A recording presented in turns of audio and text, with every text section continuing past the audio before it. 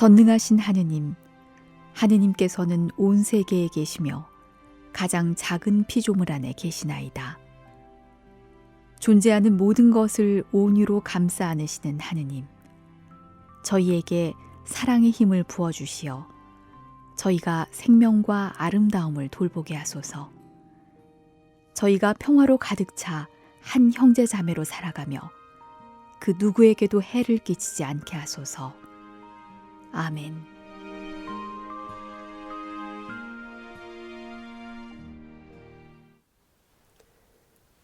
찬미 예수님, 찬미 받으소서와 함께하는 생태영성. 오늘은 제2장의 마지막 시간입니다. 제18과 예수님의 눈길이라는 주제로 여러분과 함께 이야기 나누어 보겠습니다. 먼저 회칙 100항을 함께 읽고 이야기 시작해 보겠습니다. 신약 성경은 우리에게 지상에 계셨던 예수님과 예수님께서 이 세상과 맺으신 구체적인 사랑의 관계를 우리에게 이야기해 주고 있습니다. 또한 예수님께서 부활하시고 영광스럽게 되시어 당신의 보편적 주권으로 모든 피조물 안에 현존하신다는 것도 보여줍니다. 예수님께서 인간의 눈으로 바라보시며 감탄하셨던 들판의 바로 그 꽃들과 새들은 이제 그분의 빛나는 현존으로 충만하게 됩니다. 이 회칙의 내용에서도 우리가 알아볼 수 있듯이 예수님은 창조 세계에 뿌리 내려져 있는 하느님의 사랑을 깊이 인식하셨던 분이셨습니다. 그래서 하느님께서 모든 피조물과 맺으신 그 관계를 보고 깨달으라고 권유하시는 분이라고 회칙은 이야기합니다. 실제로 우리 성경 말씀을 보더라도 우리는 그 사실을 확인할 수 있습니다. 루카복음에 보면 참새 5마리가 두 잎에 팔리지 않느냐. 그러나 그 가운데 한 마리도 하느님께서 잊지 않으신다고 이야기하죠. 또 마테오복음도 비슷한 내용이 나옵니다. 하늘의 새들. 그들은 씨를 뿌리지도 않고 거두어 들이지도 않을 뿐만 아니라 곳간에 모아들이지 않는다. 그러나 하늘의 하느님 아버지께서는 그들을 먹여주신다. 그렇게 하느님께서는 당신께서 창조하신 피조물들을 귀하게 여기시고 돌보신다고 성서는 이야기합니다. 그렇게 모든 피조물들을 보살피시는 하느님이 얼마나 좋으신 분이신지를 예수님은 강조하십니다. 한마디로 하느님 보시기에는 그들 모두가 소중하고 중요하다는 겁니다. 그것을 상기시켜 주신 분이 바로 예수님이라고 회칙은 이야기합니다. 그리고 회칙은 또 이렇게 이야기합니다. 예수님은 언제나 자연과 관계를 이루시면서 자연에 깊은 관심을 기울이신 분이다. 그렇게 이야기합니다. 실제로 예수님께서 사용하신 많은 비유들을 보면 자연적 요소들을 많이 포함하고 있습니다. 이 자연적 요소들을 포함한 비유만 보더라도 그분과 자연이 얼마나 긴밀한 관계에 있는지 우리는 엿볼 수 있습니다. 예를 들어 볼까요? 요한복음에 이런 말씀이 나오죠. 저 밭들을 보라. 곡식이 다 익어 수확할 때가 되었다. 마테오복음에서는 하늘나라를 겨자씨에 비유합니다. 또 우리가 세상의 소금이다라고 말씀하시고, 그리고 요한복음 15장에서는 예수님께서 포도나무고 우리는 가지라고 말씀하십니다. 이처럼 예수님께서는 이런 자연의 요소들을 가지고 비유로 우리에게 하늘나라의 신비, 또 우리의 어떤 역할을 강조하셨습니다. 또 회칙은 예수님께서 세상에 있는 아름다움에 주의를 기울이라고 권유하신 분이라 이렇게 소개합니다. 예수님은 자연의 아름다움에 즐거움과 경이로움으로 반응했다는 거죠. 회칙 97항에도 그런 이야기가 나옵니다. 예수님은 이곳저곳을 다니시다가 잠시 머무시면서 하느님께서 심어놓으신 아름다움을 음미하시고 그 안에 담긴 하느님의 메시지를 이해하도록 당신 제자들에게 권유하셨습니다. 이처럼 예수님께서는 이 세상에 존재하는 하느님의 아름다움에 주목하셨던 분이라고 할 수 있겠습니다. 또 회칙은 나아가서 예수님께서 이러한 피조물들과 완전한 조화를 이루며 사신 분이라고 이야기합니다. 회칙 98항에도 나와 있듯이 그분은 세상과 떨어져 사는 금욕주의자의 모습을 하지 않으셨습니다. 오히려 그런 세상과 더 가까워지려고 노력하셨습니다.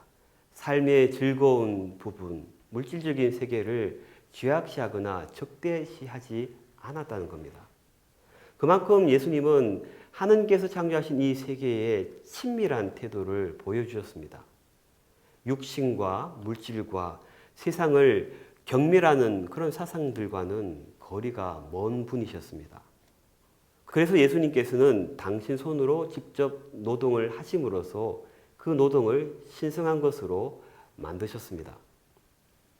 저는 이러한 예수님의 눈길, 이 창조 세계를 바라보는 예수님의 눈길을 통해서 바라봄의 감수성에 대해서 여러분과 함께 이야기해 보고 싶습니다. 이렇게 질문해 보고 싶습니다. 우리는 하느님의 창조 세계를 어떤 시선으로 바라보는가? 예수님처럼 그렇게 우리도 이 세계를 깊이 있게 또 관심 있게 바라보는가? 자연의 아름다움을 통해서 하느님의 아름다움을 볼 수 있는 여유가 있는가? 시간을 갖고 성찰해 보시면 좋겠습니다. 생태 영성은 어떤 점에서 저는 바라봄의 영성이라고 말씀드리고 싶습니다. 예수님께서 그렇게 세상을 바라보셨듯이 이 창조 세계를 함께 사는 온 생명을 다시 보자는 것입니다. 다시 깊이 제대로 바라볼 때 이 세계가 담고 있는 또 예수님이 보고 느끼셨던 그 하느님의 창조의 신비를 우리는 조금이나마 더 깊이 깨달을 수 있겠죠. 영화 아바타에 보면 계속해서 되풀이되는 대사가 있습니다. I see you. 이 영화의 나비족들은 어떤 사람과 진정한 관계에 맺음을 할 때 그냥 안녕하세요, 헬로우 하지 않고 I see you라고 인사합니다. 나는 당신이 보입니다. 당신이 보여요. 그 내면의 깊은 모습을 볼 수 있다는 겁니다.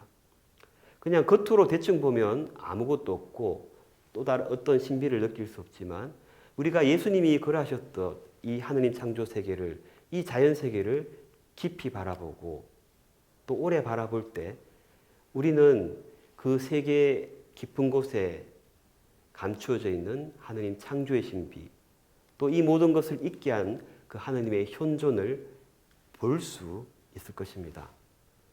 그런 예수님의 눈길을 우리도 좀 더 닮으려는 노력을 통해서 우리도 I see you라고 고백할 수 있었으면 좋겠습니다. 사실 지금 우리가 사는 세계는 볼 것이 넘쳐납니다.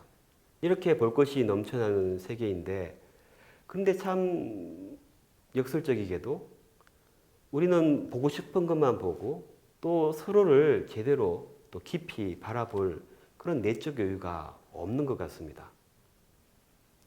또 너무 자기중심적으로 바라봅니다.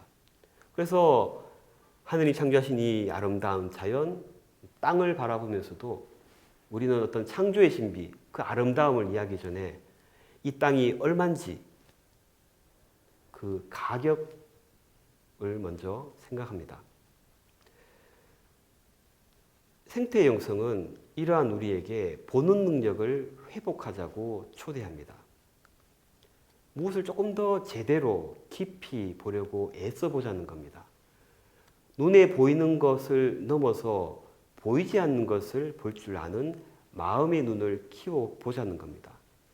늘 보는 거지만 알아보지 못했던 그 가치와 의미를 깨달아 보자는 겁니다. 그래서 새로운 눈으로 하나님 창조하신 이 세상을 볼 수 있게 되는 것, 그것이 저는 생태 영성이 추구하는 길이 아닌가 싶습니다.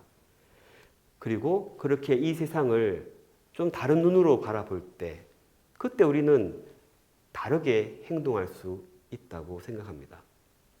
땅을 얼마짜리인지만 보는 시선으로는 그 땅을 보호하고 돌보려는 적극적인 실천은 우러나오지 않습니다.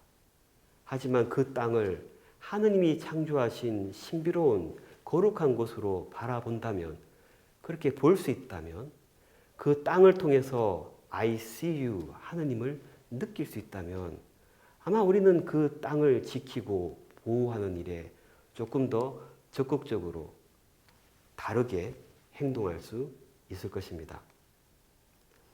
오늘 이 시간 마무리하면서 또 2장 전체를 마무리하면서 여러분과 이렇게 기도해 봅니다.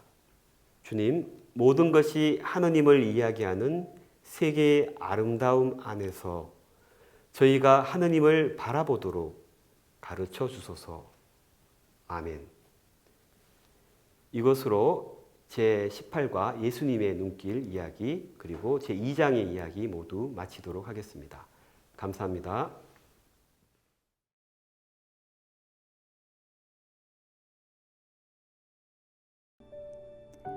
주님, 주님의 힘과 빛으로 저희를 붙잡아 주시어 저희가 모든 생명을 보호하며 더 나은 미래를 마련하여 정의와 평화와 사랑과 아름다움의 하느님 나라가 오게 하소서.